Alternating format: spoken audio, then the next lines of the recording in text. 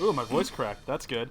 Welcome to Venture Bros, a Venture Brothers podcast, hosted by After the Hype. Although, I'm going to get this out of the way nice and quick. We might be hosted by After the Hype, but starting with this very episode, we have our own stream. Yay! Yay! So if you want to actually just find us on any podcast service, any and all of them, you can just search Venture Bros, and there we'll be.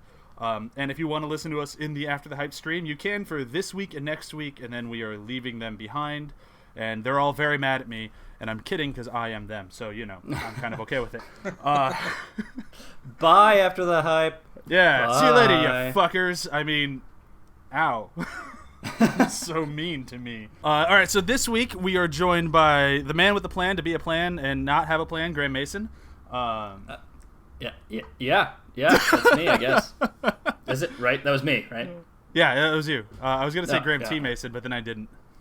Ugh, anonymity. Gone. And then Nick, the horrible Friedemann, can't be here because he's, you know, spending time with his wife who doesn't live in the same city as him. And some fucking reason he decided to prioritize that. Bye, Nick. Yeah, what a bitch.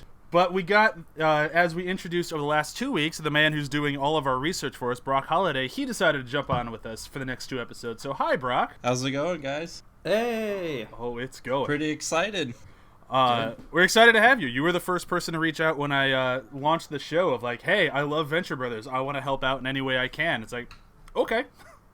Yeah, I haven't been lucky enough to have a lot of people, you know, to talk about it with, really, so I jumped at the first chance I had. Yeah, no, and we do love Venture Brothers. But since it's your first episode, let's get the niceties out of the way. How did you come to Venture Brothers? What was your first episode? What do you love about it? My first episode was probably Victor Echo November, I believe. Okay. A friend of mine in high school had the DVDs. He's like, hey, man, I think you love this. Check it out.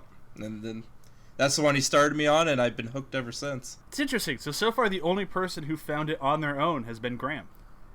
Yay! Yeah, I watched a lot of TV, so that was that. TV's the true parent. Yeah. School was the Discovery Channel, so there we go. School was the magic school bus. What's wrong with that? That's also true. And Bill Nye. Yeah. We can't forget Bill Nye. Ah, the science guy. No, the other one, Bill Nighy, the actor. Oh boy. Okay, so today's episode, again, we're going. I'm going to keep reiterating this because I've had some comments and stuff on our episodes about like, oh, I can't wait to the next one where this happens. Like, that's not the next one. So we are going off the DVD order, which is considered the official order by most nerds out there. So we are agreeing with you and following you. And that brings us to Home Insecurity. If you go off the official order, the Hulu order, if you will, this is episode 3. And if you do that, it makes virtually no sense. This is one of the ones I think really does make sense to play later in the season than it does early in the season. But we'll get into that in a little bit. Brok, do you want to take the honors and break down what happens in the episode? Yeah, I guess the quick version of it would be the very beginning, which is probably my favorite character of Girl Hitler, which when you mess with the girl, get the Hitler is top 5 lines from that show all time for me. So Baron Underbite's in a meeting with Girl Hitler, Cat Klops, and Manic 8-Ball. He informs them that they've all betrayed him and proceeds to use Tiger Bomb to blow them up. Then he talks about how he has one enemy left of Underland, and it's Dr. Venture. Brok goes on his, I guess, is a sabbatical, and meets Steve Summers and Bigfoot. And while all that's going on, we have the introduction of Gardo. Does that stand for something? Yep, probably. I believe is the reply, the reply Dr. Venture gives in the episode. So that's my quick recap that I had. Sorry. Okay. No worries. So, quick and out of the way, like, this is, for me, it's not my favorite episode of the first season. It's probably, like, when I think of the first season, not even really one that comes to mind. But every time I watch it, it has some of my favorite lines, and it's a joke a second, and I love it. I just don't ever really think about it. Does that make sense? Totally. Yeah, definitely this is one of the, like, more overlooked episodes. Yeah, when I was doing research for it, I didn't realize how dense this episode is with characters, story arcs, and how much it impacts the show and into the second season as well. Oh yeah, it's insane how much is in this one episode that I really kind of don't ever remember beyond the Sasquatch plotline. And like, I Which love is the best plotline of the episode. Oh, I could have watched the entire 22 minutes of just that and been totally fine. Absolutely. But it's like it's funny because that plotline comes back. The henchmen all like this is like a really good introduction. Although they've been introduced a few times, but this is a really great like. This is what the henchmen are and what they do. Like they have like their union rules. They have, they just kind of their jobs to them. Like some people really like it, but for the most time it's just like, the plant shut down and there wasn't a lot of work for me, so here I am. And then it's the first time we see the panic room. Like there's so many just like staples that are set up in this one episode, and it's kind of fascinating to kind of go through and start like picking apart and pulling things out. And as great as all is, I could just watch, Sasquatch and Steve Summers for the whole episode. Yeah. This is the first episode where they kind of have Brok as a celebrity among the military community too, right? I believe so, yes. And they just kind of... What I love about the show is that's just kind of put in there. They don't build it up. It's just a few lines and you just accept it, that Brok is this, big hero in the community. And it's just so subtle and well done. It's one of the big reasons, the show, you can always go back to it. Well, and I love the way they do it. Like, it's just like, who was that? Brok fucking Sampson. No way. Dibs on a cigarette butt. Like, it's just... Like, I love just the way that the world treats Brok Sampson. Like, all the way up to the end of the episode, which, I mean, we're going to jump all around throughout this entire thing. But I love when he's leaving. Like, because he's Brok Sampson, they're willing just to let him go, even though the whole reason the entire military is there is to capture Sasquatch and Steve Summers. But because they leave with Brok Sampson, it's just like, see you later. That's one of my favorite moments of this entire episode. Oh, that whole quote, that was that was a shaved Bigfoot, and Steve Summers in a wig made out of shaved Bigfoot. The line following that of you didn't tell me Sasquatch was a dude. That's another one of my favorite. You're like, what? He doesn't have anything you haven't seen before. Sasquatch is something I haven't seen before.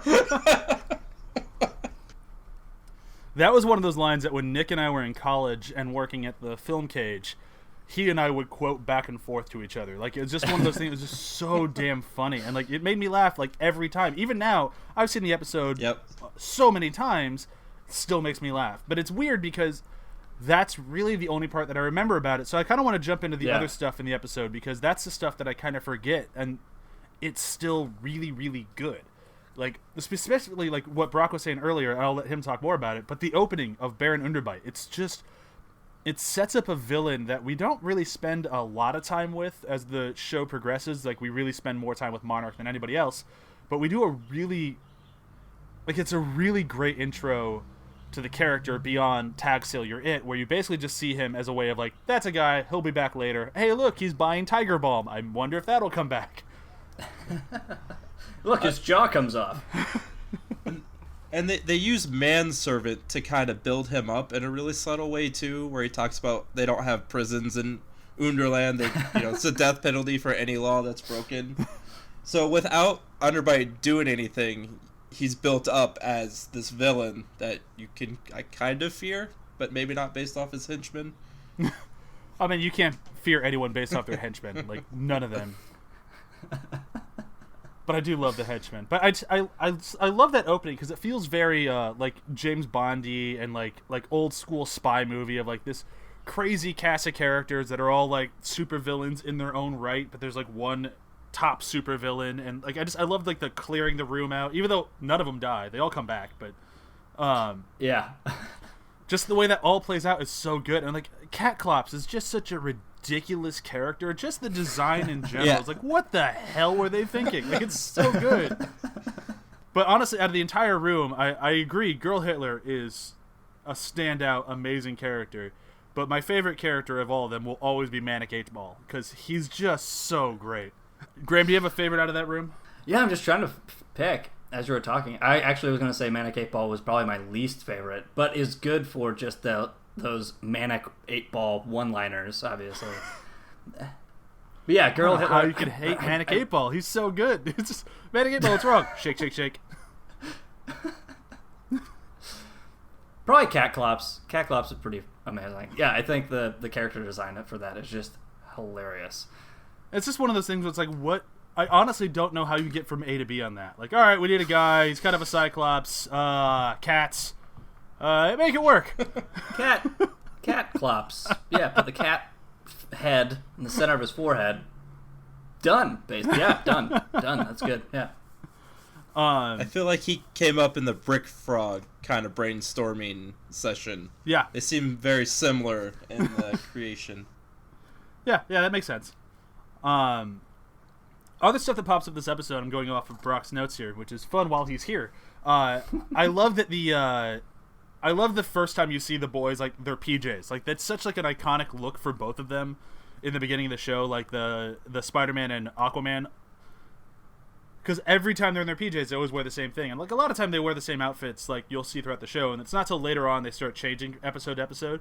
But there's something about their incredibly childish pajamas that it adds another layer to their already incredibly dorky character that I really enjoy.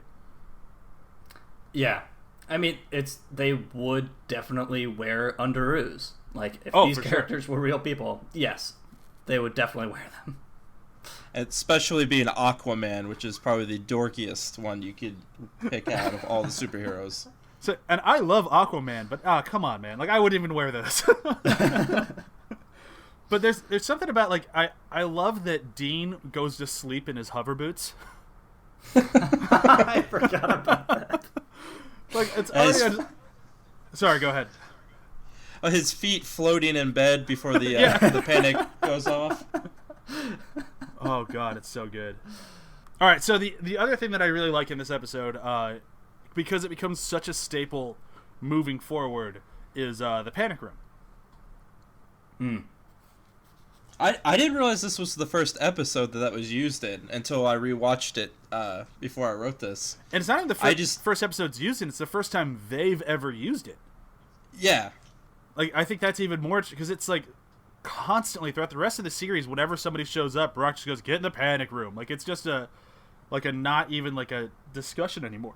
It's just what you do. And this is the first time, and it's the way they end up in the panic room isn't because Dr. Venture thinks he's about to get assassinated. It's not because the compound's been invaded. It's because he woke up and saw a spider and a scorpion and freaked out and shut the entire compound down. Which I find... I don't blame him. I mean, it'd be a horrifying way to wake up, sure, but had they not actually had two different groups of henchmen there to kill them, this was a way overreaction. This isn't necessarily Venture Brothers related, but because spiders are terrified, I'm defending Dr. Venture on this. When my girlfriend was probably 7 months pregnant with our twins, and with twins, she's very, very pregnant. I woke her up in the middle of the night, because she's probably about 5 inches taller than me, because there was a spider on our ceiling, and I needed it dead, and I didn't want to touch it. So I woke her up when she was 7 months pregnant to kill a spider for me. So I get the spider panic room connection.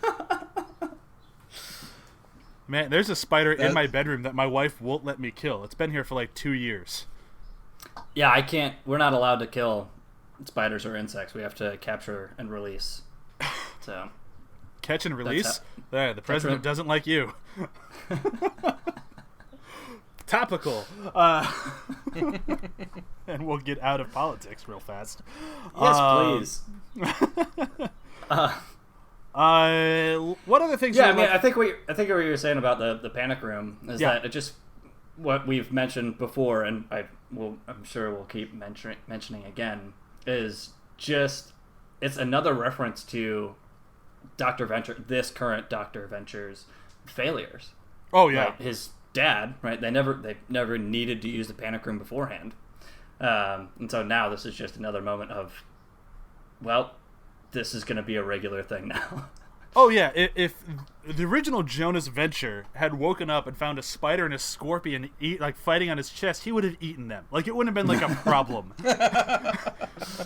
And, like, or at least captured them and like done some weird experiments on them and made them cool. Oh yeah, made them work for him. He would have turned them into jewelry and given them to Rusty as earrings. Like, here you go, Rusty. Like, it would never have been an issue. But like with Rusty at the helm, it's just like, no, like, everything sucks and we're just terrible at what we do.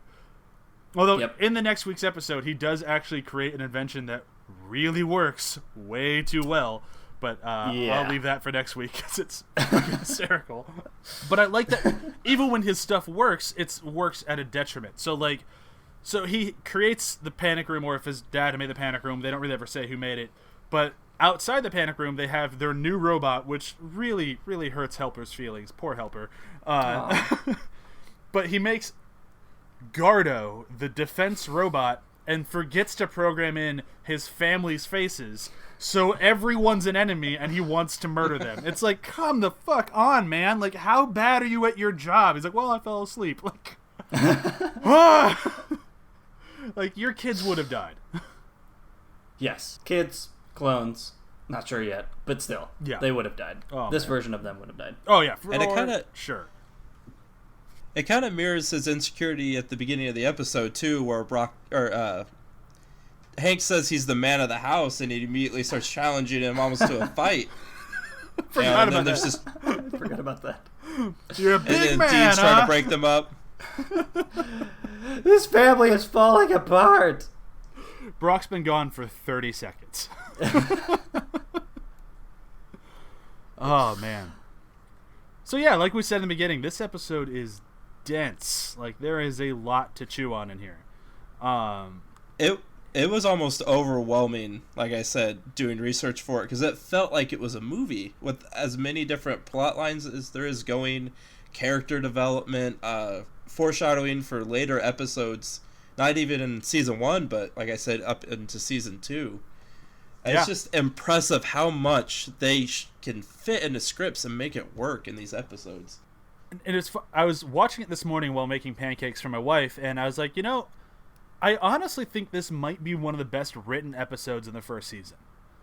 Like, it's just, there's a joke a second, almost all of them land, and everything they set up comes back. Like, it is such a well planned out episode, and it doesn't feel like it's just, it's not like Iron Man 2, like, where it's just like, okay, so this is just set up for the Avengers, and I'm just kind of spinning my wheels here. Like, it's still a very entertaining, good episode while setting so much up. Like, it's such a tightrope they had to walk, and I think they nailed it.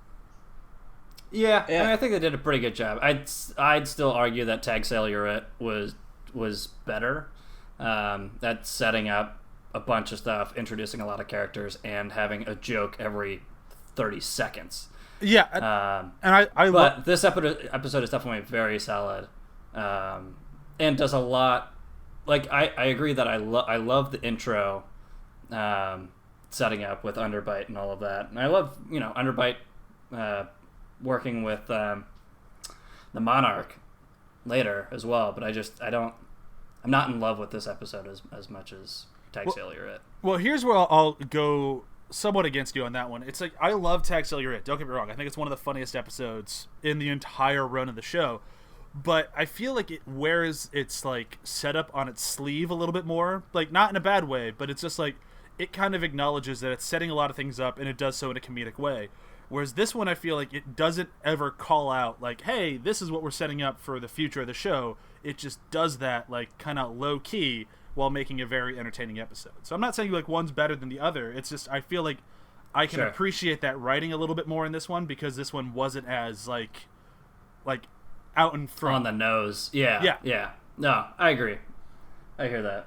I think this definitely did it while telling more of a story, because Tag Sailorette does just introduce characters, and like the episode, really, you could take that and put it pretty much anywhere, and fit it in. But yeah, this definitely feels like it has a place in time, which is really odd why it was played out of order and is now in somewhere in the season 1 where it feels like it needs to have a very specific place. Yeah, because you need to know who some of the characters are before you watch the episode, but you definitely need this episode to introduce and show kind of how the world works a little bit more before you see other episodes in season 1. So it's weird that just kind of got screwed up in actual development. Yeah, because I always like it when they whenever they pull the curtain back a little bit on like the Guild of Cladmus Tent, like I always enjoy that. Like I always love it. And I feel like this one, without ever pulling in like the two like the call center henchmen guys, this is like one of the good ones where you actually see like, oh, there are a lot of rules and regulations and like, oh, I'm called the boss, and then the two groups of henchmen just have to sit and wait to find out who gets to attempt to kill Dr. Venture. Like it's so good. And like I think that's part of my favorite thing in the entire episode is just like, yeah, I have some beers over in the Monarch Mobile, you know, if you guys want to have some beers. And it's like, it's such a great, like a great, nice moment for the henchmen. And I think even with the Monarch and Underbite, when they're talking like, oh, all right, what does the guild have to say? Like, we're not going to call the guild. Yeah. But it's like, it's such a interesting, like, kind of throwaway line that it's like, oh, what? Okay. But I get now that they're setting up this other thing that, okay, there's a Guild of Calamus intent, and that there are rules in this thing. And this is how super villains interact and arch with each other, which is, like, so outside of any sort of universe that we're familiar with. Yeah. I think it's great. And just the way that they have to say hi to each other, which is trying to murder each other. Okay, we're done. Is it over now? Yeah, it's over. This also predates. Sorry, go ahead. Go ahead. Sorry. No, go ahead. No, this predates any real Marvel universe building too.